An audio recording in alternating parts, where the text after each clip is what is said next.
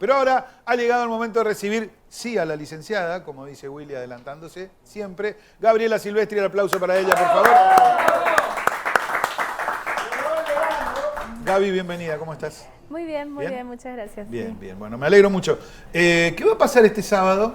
Bueno, este sábado estamos por dar un taller que donde vamos a trabajar todo lo que uno puede hacer para prepararse para los exámenes finales, que está destinado exclusivamente a estudiantes universitarios. Bien, me encantó, ahí está, mira, cómo prepararte para tus exámenes, taller Exacto. online, Exacto. sábado 30 de octubre a las 10 de la mañana. Muy bien, excelente.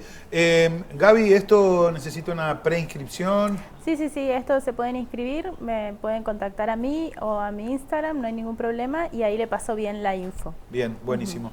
¿Y cómo hay que prepararse? ¿Qué nos pasa antes de un examen final? ¿Qué nos pasa, el famoso ¿no es cierto? CAPREX. Bueno, exacto, el famoso CAPREX, que esta idea yo la tengo hace un tiempo, digamos, y surge siempre a partir de la clínica y de lo que escucho en el consultorio, de pacientes que son estudiantes universitarios y que vienen con un cuadro a veces como de mucha ansiedad.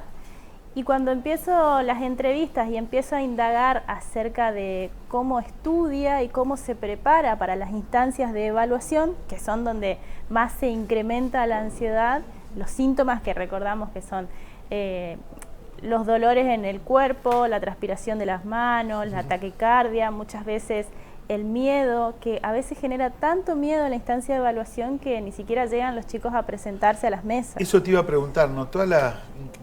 Esta maravillosa raza humana y lo diferentes que somos, de la gente que transita un examen final como si fuera a cursar una clase así nomás. Exacto. De la gente que tiene que pasar por un sufrimiento grande para llegar a rendir el examen, y cuando termina es como que se sacó una mochila de 300 kilos. Sí.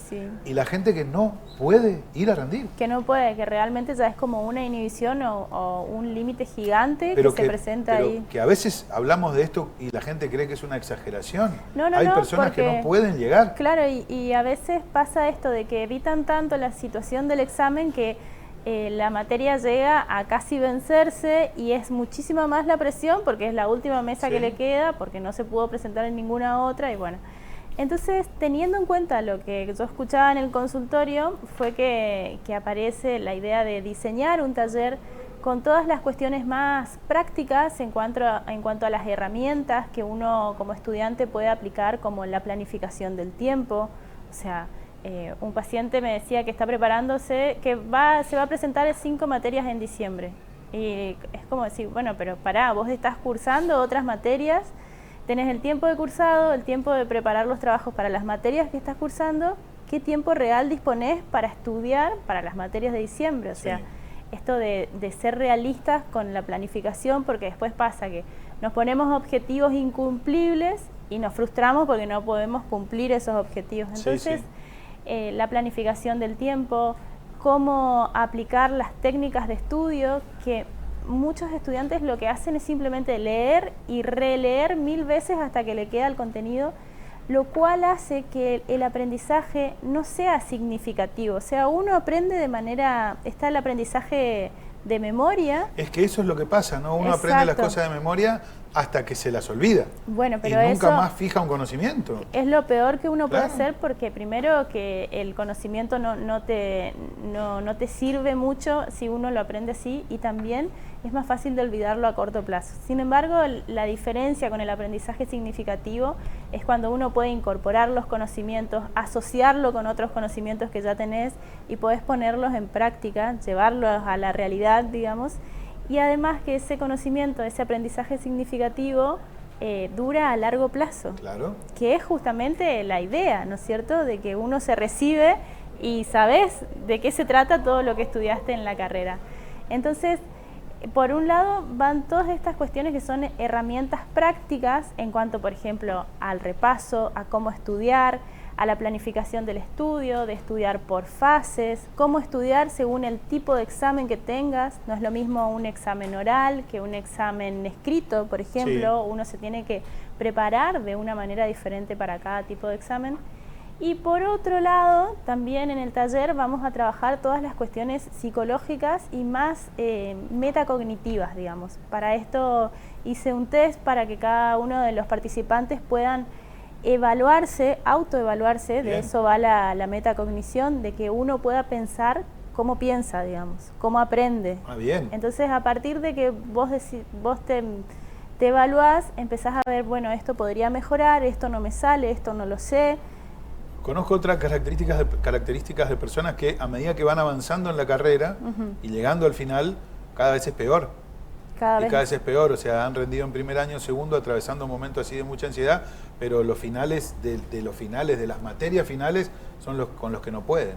Exacto, bueno, muchas veces... ¿Se entendió? Sí, se entendió. A veces cuando los chicos se acercan al final de la carrera aparece el fantasma del miedo a recibirse y qué voy a hacer y no sé nada y cómo voy a ejercer y desde dónde si yo no sé. O sea, aparecen todos estos fantasmas que cuando ya la cosa se pone un poco más compleja siempre está bueno acudir a un profesional, ¿no es cierto? Porque ahí entra también estas cuestiones de por qué tendrías que saberlo todo. Claro. De que, bueno, justamente para eso se está en la facultad, para aprender. ¿Por qué tendrías que salirte todo perfecto? Y que depende de que te recibas vas a tener que estudiar siempre. Después que siempre tenés que estudiar y una vez que cuando te recibís empezás aprendiendo también que uno puede buscar estos trabajos como, o sea, no pensarse empezar a nivel 1000, sino poder ir de a poco aprendiendo, ¿no es cierto? Pero es cierto esto que vos decís, que empiezan a aparecer estos fantasmas y cada vez se hace más difícil rendir porque se acerca el final, digamos, ¿no es cierto? Bueno, pero si te querés transformar en un cazafantasma de tu fantasma de sí. La ansiedad previa al examen, lo único que tenés que hacer es contactar a Gaby para participar este sábado del seminario, de las jornadas. Sí, vamos a hacer el taller en vivo, así pueden mientras tanto ir haciendo todas las preguntas, sacándose las dudas e ir armando toda su planificación y estrategia de estudio en el taller, digamos. Muy bien, ¿cómo prepararte para tus exámenes? Como siempre, gracias Gaby. Bueno, de nada. Un día vas a venir para que hablemos de lo que estábamos hablando recién, que también es todo un tema. Es todo un tema, sí. Sí. Me parece que, no sé si es tanto de que la gente se filma porque tiene este delirio de grandeza, sino porque hoy se piensa mucho de si no se sube a las redes, lo que no pasa en las redes no pasa, digamos. Pero bueno, hay mucho para hablar. Bueno, como siempre, encuentran a la licenciada Gabriela Silvestri en sus redes sociales, en Instagram, ga.silvestri, y en Facebook, licenciada Gabriela Silvestri. Si alguno se ha quedado con ganas de consultar sobre el taller de este fin de semana y no ha podido encontrar a la licenciada en las redes, contáctese con nosotros aquí a tardísimo, que los vamos a derivar para que puedan participar. Gaby, muchas gracias. Nos vemos el lunes que viene. Por supuesto, sí.